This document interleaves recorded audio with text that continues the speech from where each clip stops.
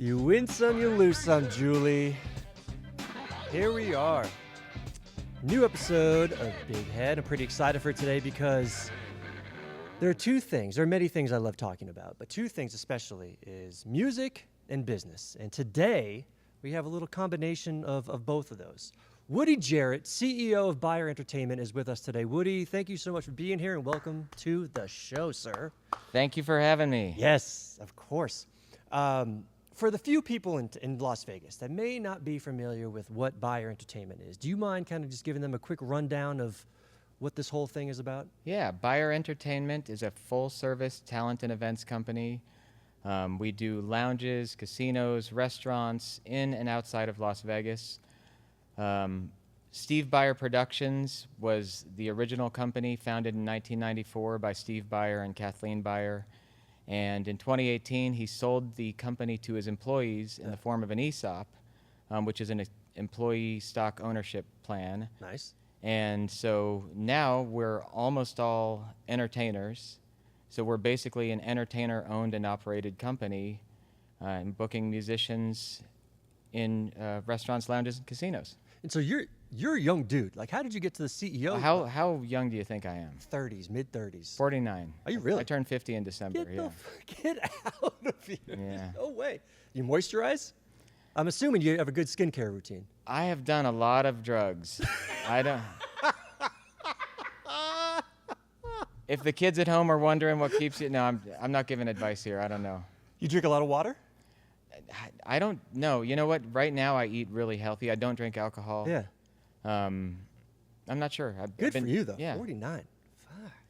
Jesus Christ. Now I'm all self-conscious. We were talking about anxiety. Now I got the anxiety now. No, you look great, man. You look great. Well, congratulations on the 49, almost 50. Well done. All right, so then how long have you been CEO of BEYER then? Technically, I've been CEO of BEYER since 2020, I believe, is when it happened. Okay. 2021. COVID hit. Yes.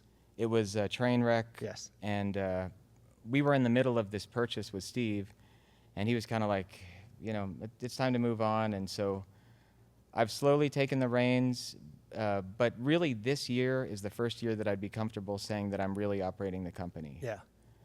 So we've made some big changes, including this big music festival that I've just thrown together, but we'll get to that, I suppose. Honestly, I don't mind getting to it right now because this music festival is, I love music festivals. When Life is Beautiful was here, I was in love with it.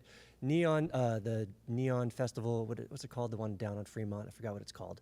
Neon City or something. Julie, do you remember you don't know, nobody knows. Okay, well, Fremont has this music festival each year too that's kind of filling in that void of what Life is Beautiful used to be. But you have a festival now coming up as well. Can you share a little bit about that? Yeah, so I will even tell the brief origin story of how this all came to be. Yes, we love the origin stories. I got my original band back together to play a show at the Sand Dollar, and nothing against the Sand Dollar, I think it's great. But I ended up judging a Battle of the Bands later that week at the Space, and I was like, you know, production would really be an awesome thing to put together with original music. Yeah, sure. And then I decided, why not just do multiple stages? Because the thing that kills the entertainment for original shows is the turnover time. People see a band they haven't seen before, and then they have to wait for another band they haven't seen before. The idea here is that there's 3 stages very close together. I don't know if you're familiar with Palms Casino. Yes. But Chaos Nightclub is like state-of-the-art, probably the best in the city in terms of, you know, the audio-video package that they have there. Right. The pool stage is right out the door. Mm-hmm. But these guys are super pros. They're great at keeping the sound in their own environments. Yes. And then there's Green Street Kitchen, which was a restaurant concept that is now closed. That's also going to be a stage. And it's also just right across, so it's a nice little triangle. Yeah. So the idea is it's 20 bands, 20 minutes each, 3 stages, 15-minute turnovers. So during the 15-minute turnovers, people will gravitate from one stage to the next. We've got 3 hosts, Chris Phillips from Zowie Bowie, Sean Eiferman, who hosts the local Shag Room open mic night, which is out of this world, and my fiance, Asha She goes by Asha Di Canta as her stage name. Shout out Asha. Asha, and she is a jiu-jitsu expert and a wonderful opera singer, and she's awesome, but she's also a great host, so she's going to be hosting one of the stages. What's this festival called again?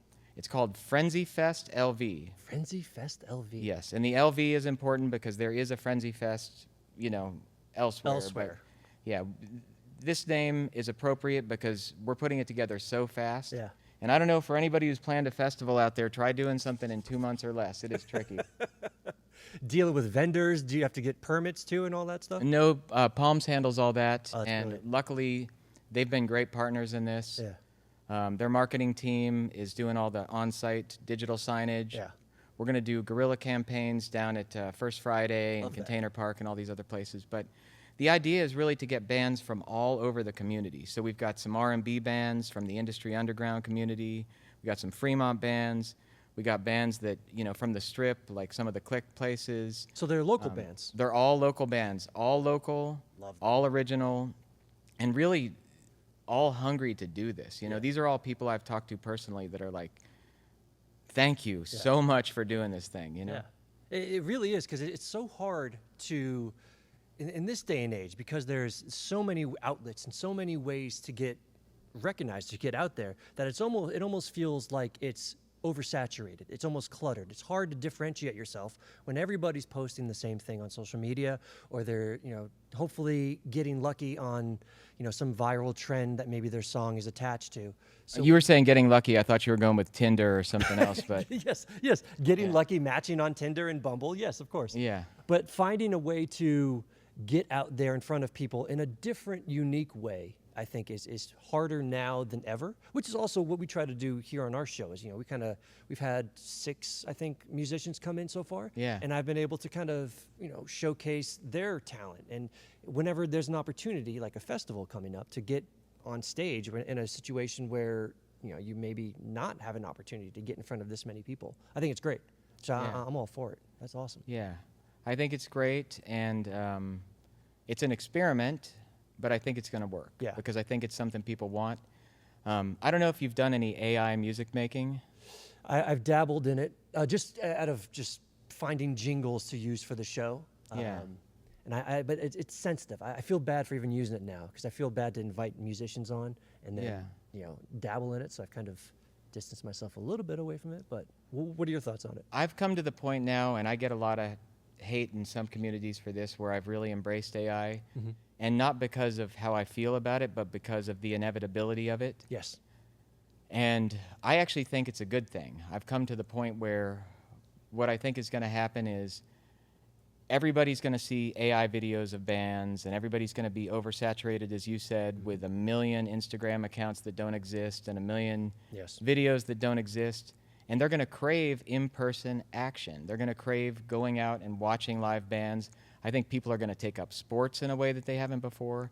This is something I've been saying a lot lately, is that the airplane has been able to fly itself for 20 years, and people still want to learn how to fly a plane. Yeah. Conway at my office just got his pilot's license, and so, That's interesting. yeah. Interesting way of putting that. And that's, I'm glad. I like hearing the arguments for it, because I agree, the in-person is going to be craved more so than ever.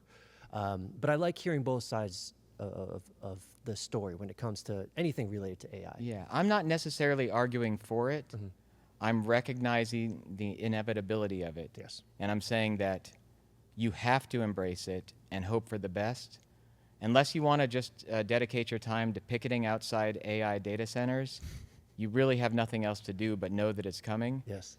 But for original acts, I think this is especially great, because how many times can we hear "Don't Stop Believin'" the same way? I mean, not that it's not a great song, but it's Classic, like, yeah.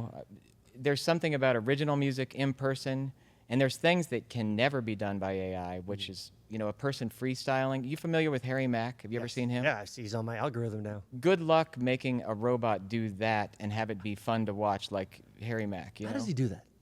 I think he studies a lot of words. I think I know he's a drummer. He's a jazz drummer. Okay. So he's got great rhythmic sensibility. Yeah. And then he just puts it together. I mean, I like to freestyle. I don't think I want to do it right now, but It's a good thing you said that because that was going to be my follow-up question. We'll save that for the We'll see at the Frenzy end, Fest LV. We'll save or that. maybe at the end of the show. Who knows? Live a little. We'll Yeah, see who what knows? happens. We'll see. You mentioned you have a little bit of a music background. Can you kind of elaborate more on that? Yeah. My background is I played saxophone back in elementary and middle school up to college.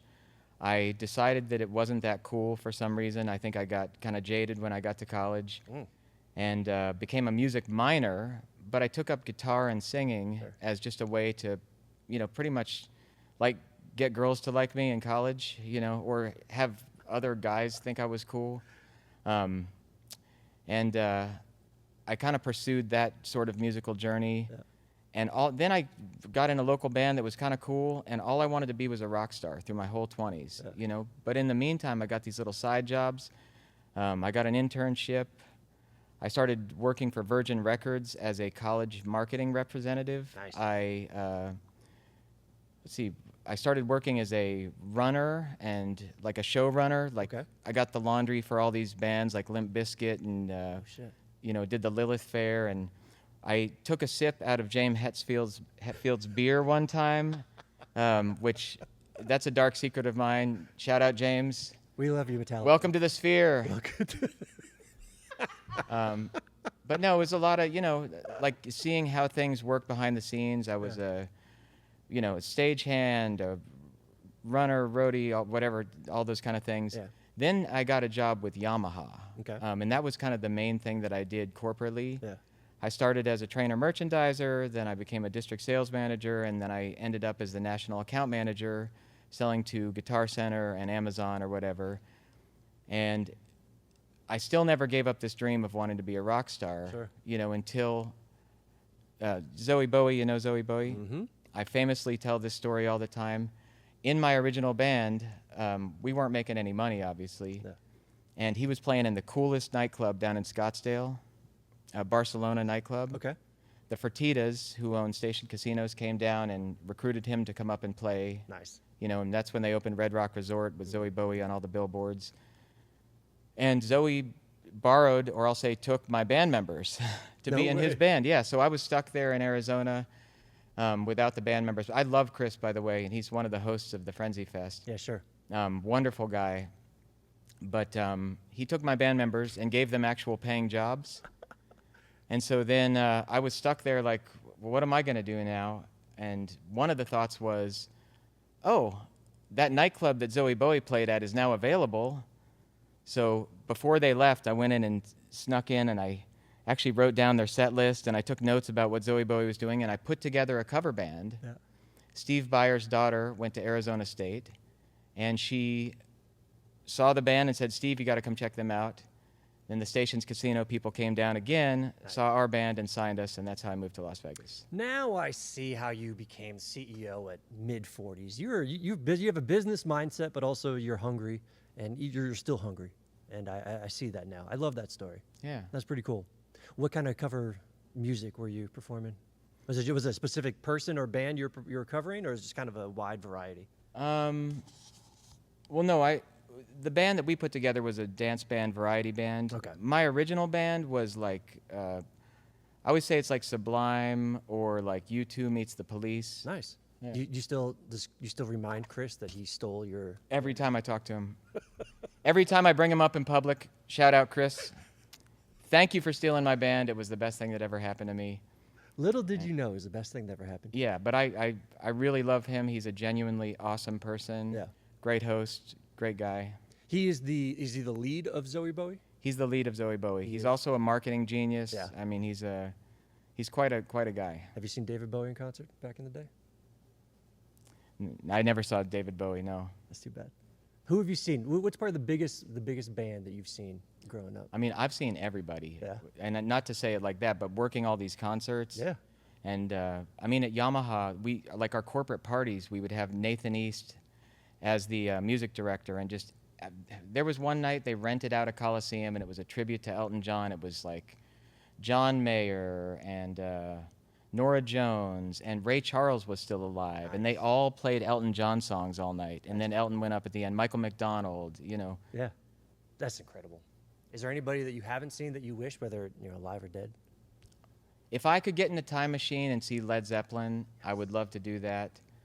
I missed Pink Floyd in high school, which kind of sucks. And then there's some groups today that, you know, I think I'm less of a concert goer now, other than I love to go to EDC every year. I just Do you really? oh, You dress up? yes. Do you? Like- What'd you wear? Fishnet shirt? I mean, I imagine fishnet top and, you know, very flashy pants, maybe some sunglasses on. Yeah, I mean, I can show you the pictures if you want. Or like I said, my fiance's Instagram page has my whole catalog of dumb outfits that I've worn. Good. So, yeah. We'll have to check that out. Yeah. Did you win over your fiance by playing music for her? I won over my fiance by being a nice guy. Well said. Well said. Have you played music for her? Yes. Okay, good. Yeah, she's a world-class opera singer, so she's actually my vocal coach. Oh, really? Yeah, she's quite incredible. What are some warm-ups that you do for your vocals before you sing? A lot of the lip trills and things like that, you know, but I don't really want to do it now because she's going to judge this. She's going to listen back and say, that's not a great warm-up, but... You're making me look bad, is what she's going to say. But, you know, opera singers use their whole body to produce the sound. Sure. You know, pop conventional singers were kind of up here and a little more here. Mm-hmm. But that's why they can project like that. Yeah. And it's another AI-proof thing. Another Harry Mack thing is like an opera singer in this room right now cannot be duplicated. Sure. That's a good point. That's a very good point. And I think being able to emulate or even compare that from AI to the real thing is going to be harder and harder, like you said. That's interesting. What so you work with you obviously have a lot of local talent. Yeah. Alongside or working with BEYER. What are some things you look for when you're looking for new talent that's coming up in Vegas? What do you and your team kind of keep an eye out on and saying, okay, they have potential to, you know, be something. Let's see if we can work together with them. Yeah. We are looking from a client-focused perspective when we look for entertainers. So we actually send a representative out to judge the Shag Room open mic night. And there's some great people there, but not every one of them is right for the jobs that we're booking for. Sure. So if you've got a fine dining concept and you want like a piano player or something, we look at what you want. What do you want as a vibe in that room? And then we match that to the performer. Yeah. So in a lot of ways, it's sort of adaptability. Mm-hmm. And I mean, obviously raw talent helps. And then the wild card for keeping the gig is professionalism. You know, somebody that's actually going to show up on time, which is early. Mm-hmm. Somebody that's going to learn the required material. Somebody that's going to treat people nicely when they show up and not make a big mess. And, you know, there's a lot you can do wrong, and the things that you can do right seem to be easy to most people, and they're not easy to every performer. Well said. Yeah. I know. I mean, especially being involved in this and, you know, kind of networking more and more with local musicians, I see as somebody who I don't have the ear for it. I mean, I know when somebody's good because I enjoy listening to them, but there are a few people that really stand out to me of being like, wow, if they blew up, I wouldn't be surprised. But there's one or two people that come to mind immediately where they don't have the follow through, or they're just not as professional. And I feel like they're, you know, again, this is just me talking as a fan, but their window is going to close before they know it, and they're not going to, you know, get the opportunities they should because they're not reliable, or they don't follow through or something like that. And it's so frustrating to see that. The whole thing about the window, I will push back on that a little bit. Okay. I actually think in the AI in-person world that I'm envisioning, I think people are actually going to really like people with wisdom, not just talent. Because we've got a whole catalog of music in our heads. Yes. From yesterday to today, as long as we keep listening to new things. Yeah. You know, you mention exceptional talents, and I know you had Lea Cappelli on this show. Mojo Juju. Yes. We auditioned her when she was 17 years old in Arizona for a restaurant, and she didn't get the job back then. Okay. And she was exceptionally talented, but wasn't really a fit for what was going on there. Sure. And I've tried to work with her, you know, kind of my whole life until then I saw her show up in Las Vegas. Yes. and she's going to be doing the Frenzy Fest, which is so exciting to me because that's she awesome. is a killer talent. She really is. She is such a sweetheart. She's so talented at what she does. Yeah, I mean, I was so excited when she came on our show, and honestly, I still listen to the performances that they did because it was so good. And actually, putting on this event, I've seen how many connections there are between people that I'm speaking with. Have you? Yeah, absolutely. Why'd you choose Palms? Well, I tried to choose another property first, which I will not name, and I luckily didn't get my phone call returned. Good. Over and over and over again. Once this person expressed an interest in it, it's like, can I bring a bunch of people to your property and you don't have to do anything? And Palms actually engaged with us to do their G2E conference, some decor and other activations. Nice. And I walked the property and I was like, this is the spot. Yeah. This is definitely the spot. And they were nice enough to give us a shot. Have you been to Vegas Unstripped? That's a foodie festival they have that goes on at Palms too.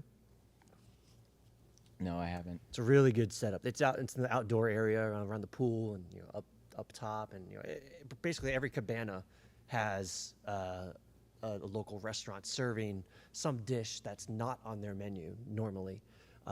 It's a great festival. Definitely check it out. I think it was it October, Julie, or it was sometime, I don't remember. Sometime around the winterish. March. Yeah, I was way off. Yeah. I was way off. But anyways, definitely check it out. And it's a great place to, Palms is, a great spot for it because it's got everything you need. It's spacious, like you said. That's great. Totally. So that's a good point you brought up about the choosing the right entertainer for the right, I guess, scenario or setting. Yeah.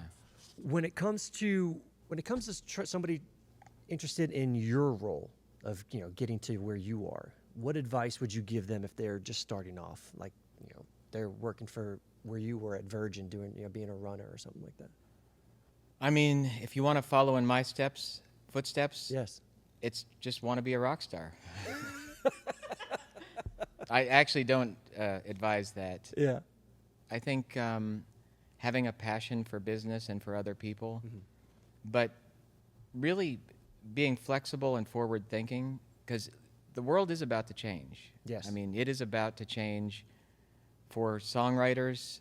It's about to change for artists, for actors. I feel like it's changed already, but I mean, it's you would definitely know. already changed. Yeah. I mean, but I think that we're about to see an explosion in live entertainment, really on a next level. I think, and I don't just mean music. I mean Everything. Yeah, especially the more real and the more live it can be, the more interesting it's going to be, and the more people are going to want that human connection.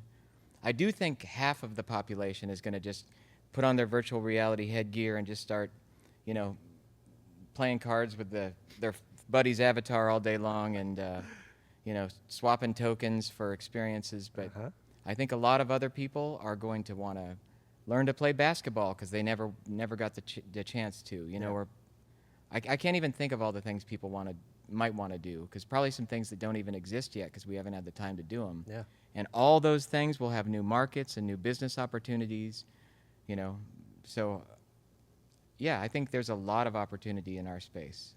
Do you feel like because of that, because there's so much opportunity, you feel like it's harder to impress audiences today than it's ever been? I think it's harder because people keep trying to do the same thing, hence the Don't Stop Believin' 99 times a day, in the lounges with the same exact, oftentimes in the same key. So it's just, I just watched this.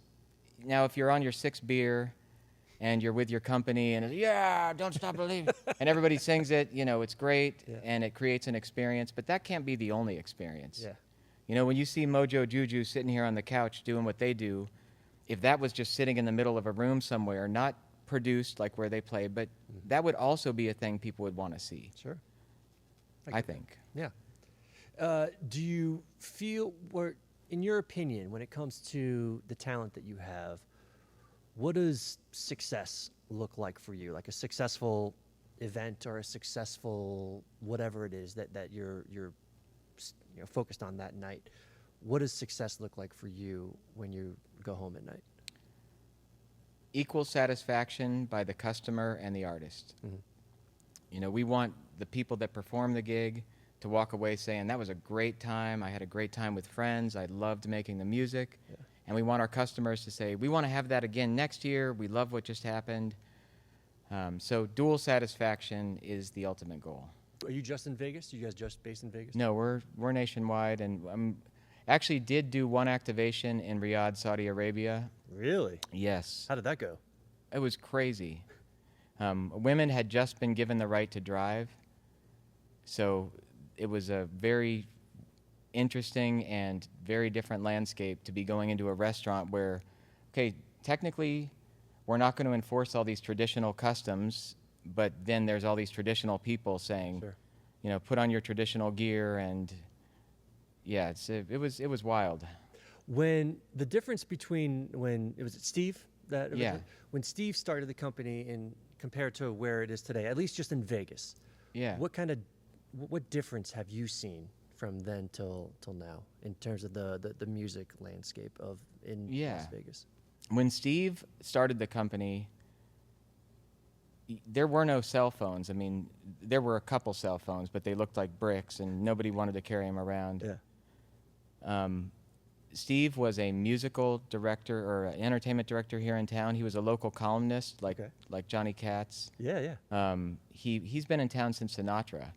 So if you had a casino and you wanted to book an entertainer, you'd call Steve BEYER because he was the guy that knew everybody. Mm-hmm. And if you don't have a cell phone and you don't have the internet, you call Steve's pager, and he makes sure that a Frank Sinatra guy will come to your party, right? Yeah. And I think over time, people used that model and kind of started using the tools that came to be, Sure. like the internet.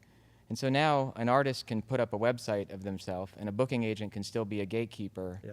for a facility and add no value. And that's what we're really trying to do with our company, is add value, help our customers come up with great entertainment options, and make it so that everybody can just do their job. Well said. You guys are in. You work with the new Vanderpump Hotel too, right? Yeah. How'd you get hooked up there? I mean, we've been around. You've been around. Yeah, we've been around. So we have a lot of connections in town, and we have a lot of customers, a lot of great customers. Yeah. And yeah, we look forward to having more. Well said. Are you? You mentioned Metallica and the Sphere. Have you been to the Sphere yet? I have been to the Sphere. Who'd you see? I saw Anima, or everybody pronounces it differently. I'm going with Anima. Let's go with that. Yeah. I know who you're talking about. That's all that matters. Phenomenal, amazing show. I saw Dead and Company with John Mayer. Love that. I saw Tomorrowland. Nice. Yeah, I'm a big Sphere fan. And Are I you? think that's also another thing that's going to be huge in the future, is like we could be in a room this size or a restaurant, and they're going to have LED panels and immersive experiences while you're eating your shrimp cocktail. It's all about the immersion, the absolutely. experience on top of whatever it is that you're doing. 100%. Do you feel Metallica hasn't started yet, right? Or have they? No. No. No. Good luck getting tickets for that. Nah, that's impossible. I'm not even going to try to get tickets. As much as I would love to, there's no way that I'd be able to afford it or be comfortable buying and paying whatever amount of those tickets are going to be. But I'm sure it's going to be amazing. Like I said, I worked a Metallica concert when I was younger, and I was never a fanboy. You know, Sure. I was like, I saw so many artists come in and out, but with James Hetfield, he came in and he had a conversation with, I forget, I think it was his tour manager. Okay. And it was just me, James, and the tour manager in the room. I was probably 22 years old or something at the time, sure. maybe 23. And James was drinking a Heineken, and he just left it there. And he left the room, and I was like, I have to. You have to. Yeah. I mean, I was also in a room with Snoop Dogg, a big weed fest. I mean, I've seen like a bunch of crazy things doing the job that I did. What's one of the crazy things that you can share that you want to share on this show? I will share that Snoop Dogg story because it's a little deeper than this. Let's hear it. I'm not going to name other names. So if anybody wants to do their research, maybe they'll find things out. But it was a big hip-hop festival in Arizona. And I was sent as a runner to go pick some of these artists up from the airport. And I got in the car, and we pulled up to the venue, and they noticed that there was a metal detector there. And they were like, Uh-oh. They all stopped pulling out their guns and putting them under the seat. And I was like, Yeah. So I go inside later that night, and they said, "Hey, Woody, we need you to go pick up Casey and JoJo." And I was like, "Oh, awesome. Yeah. I'm a big Casey and JoJo fan, you know. Great. I love them." So I start heading out to the van, and somebody grabs me on the shoulder. He's like, "You're not going anywhere." Pulls me into the room, and it's Snoop Dogg, Anthony Hardaway, Warren G, all these people, and Snoop's doing a video about smoking weed across the country. He's like, "I know every motherfucker." Are we cuss on here? Absolutely. Okay. Sorry. I was like, "I know every motherfucker in here. Blah, blah, blah. Y'all my family." And he's got the joint, and he's passing it around. Yeah. And he's like, "Who's that motherfucker?" And they're like, "He's cool. He's with us." I did not smoke weed with Snoop Dogg, which... You could have. That Yeah, would have been a I story could to have, tell but, for generations and generations. Another one, Wes Borland from Limp Bizkit. One time, they asked me to pick him up at the airport, and I was in my little truck, Yeah. my little Chevy S10. Pull up to the airport. It's Wes and his girlfriend and their security guard. Okay. I was like, "Oh, shit." So Wes and his girlfriend get into the car. The security guard gets in the back. It's Phoenix in August, so it's like 115 degrees Back, outside. you mean like in the bed of the truck? In the bed of the Ooh. truck. And Wes's girlfriend said, "I want to go to a shopping mall or something." Okay. I'm like, "Oh, okay." I start going the wrong direction on the freeway. Nice. We get into traffic, and then Wes is like, "Can you turn the AC up?" I was like, "It's up all the way." I got stuck in traffic with Wes Borland, 115 degrees outside, no air conditioning. Brutal. I went back and just got absolutely blasted by the management team. They were like, "What did you do?" I was like, "You sent me to get him." Could have given me the van, but yeah, I got a bunch of stories like that. What's the worst part about being a runner? Because a runner is basically you just go and get people, you just do the dirty work of whatever it is that needs to be done, Yeah. right? What's the worst part about being The a runner? first thing you do every day pretty much is get laundry. Okay. So you take the bag of laundry, which, it's a big smelly bag of laundry. Oh, that you throw- get the dirty laundry. You grab the dirty laundry, and then you take it to the dry cleaner, and then it gets cleaned, and then you bring it back. Mhm. But really, the experiences are so great. Like, what I got to put in my mind after doing that for a while is just, give me your laundry. Yeah. Come on, Fred Durst, give me that dirty sack of laundry. Give me all those red hats of yours. Yeah. Did it change, being so involved and so close and seeing the behind the scenes magic of concerts, did it change the way you enjoy concerts, or are you still able to enjoy it as a fan? Yeah, it changed it a lot. For a while, I got kind of jaded, and I didn't like concerts because I was just like, I watched so many from backstage, and I was always had all access everywhere, and it felt like a job. And when you're a runner, you get there at like 8 in the morning. You work all day. The show goes away, and then you keep working. One time at a Linkin Park show, I was there for 24 hours. Oh, my God. Just sitting around. A lot of times you're waiting for the last bus driver to go back or something. I mean, all the rock stars are gone. All the party's over. And You're just doing the bitch work. yeah, so then, people are like, "You want to go to the whatever concert?" And it's like, "Nope, I sure don't." Is there a concert that you saw that surprised you of how much you enjoy them? Like maybe you don't like their music, but you enjoyed watching them live? I think my headspace wasn't great back then. But the good thing also, too, I became really good buddies with the venue manager, who's now out on tour with, I think, Machine Gun Kelly. Nice. Really wonderful guy. And he let my band open up for the Chili Peppers. So That's awesome. that was like another really great thing. I mean, it was side stage That's on the way, but it was still a big side stage and on the way in. And, that was like a moment that stuck with me. You don't have to include those details in the story moving I know, forward. but I You just don't want have a to. full disclaimer. I don't want to sound like I'm... half the time we get these things from musicians and like, shared the stage with such and such, and it's, if you look back, it isn't really like the opening act. It's just... This show is literally called Big Head. We all have giant egotistical heads here. So it's okay if you tell a story that maybe not be the full picture, but Well, then I smoked that blunt with Snoop Dogg, just so you know. And Willie Nelson was there too. And you spoke And Willie with him, Nelson too. was there. He asked for it after me. Willie Nelson said, "I don't know how you do this. This is too strong for me." Yeah.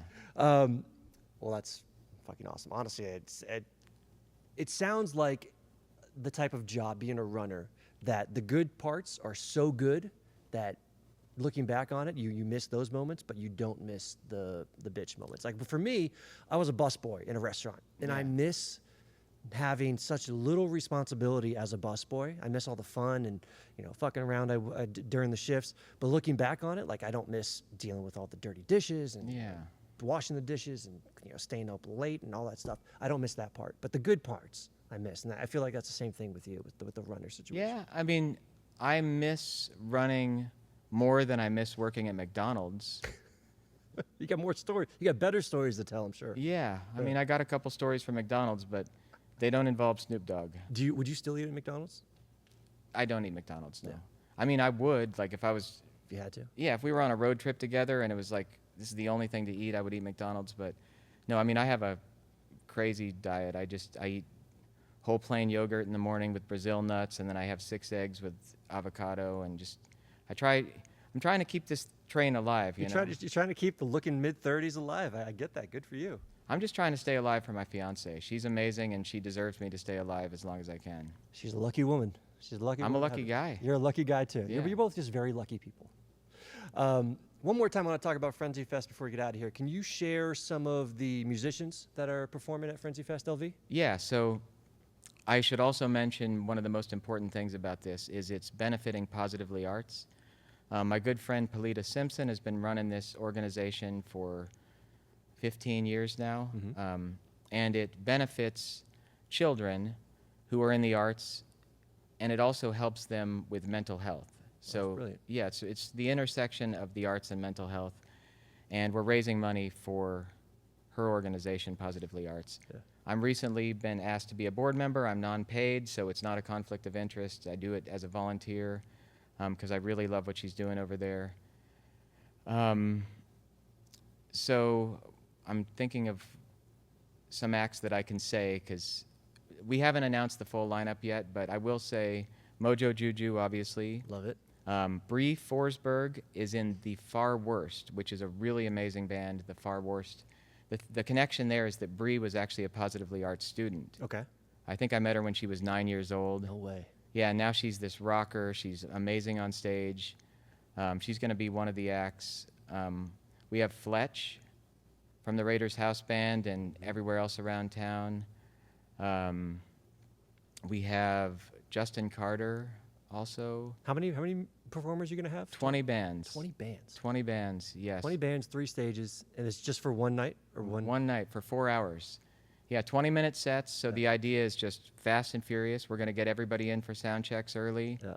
We're going to be flying by the seat of our pants. And I'm performing too. Oh, really? That was, yeah. And one caveat for putting this thing on was I wanted to perform my original music. So it's going to be my band from when I was in my 20s. What's your band's name? Poe Magic. Poe Magic. Poe Magic. What's the meaning behind that? I don't think there was a meaning. Actually, the name was like, I thought Pink Floyd was cool because it's 2 words that didn't really mean anything until you got it together. Then the music defines what the name means. So that's kind of the Poe Magic essence. Yeah. But we were telling people we're so Poe, we magic, because we were poor as shit back then. And yeah, and we thought that we made some magic on stage. I love that. So Poe Magic, Mojo Juju, that's 2 out of the 20 bands performing, along with a few of the other names you mentioned. I'm excited. And what are the dates for this? This is August 24th at Palms Casino. It's 6 p.m. is the doors. It's free parking. Thank you, Palms. Thank you, Palms. Shout out Palms.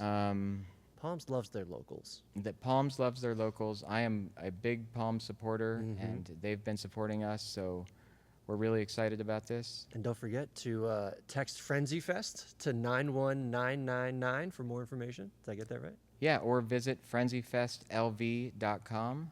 Love that. Yeah. It's a free festival. Free festival. Yeah, it's really a charity event that BEYER, instead of just writing a check to Positively Arts, we're writing it to Positively Arts and hoping that everybody else can write a check also. Nice. And with that money, we're putting on this concert. We're giving a bunch to Palita. We're going to make all these kids happy and make them able to get on stages themselves in 20 years. You know, I mean, it's really an exciting event. You're a good dude, Woody Jarrett.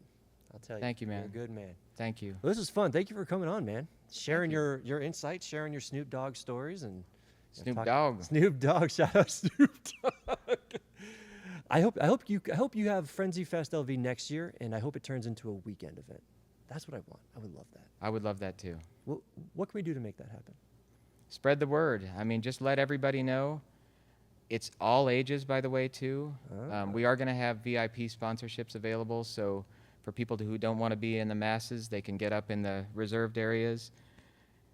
That sounds like Julie. Julie doesn't like to be in the GA area. That's not true. That's very true. She's very spoiled. And also, these are really beautiful rooms. Chaos is beautiful. Yes, The pool it is beautiful. Killer stages. So it's going to be an awesome time. Frenzy Fest LV. We're excited. Well, Woody, this was great. Appreciate you coming on. We're gonna see you at Frenzy Fest LV. We'll see you there. Yes. Catch new episodes each week, boys and girls, on HeyBigHead.com. Julie, you have any final words before we get out of here? No, I'm excited. She said, no, I'm excited. She has no microphone, so she yelled it. We'll see you next week, guys.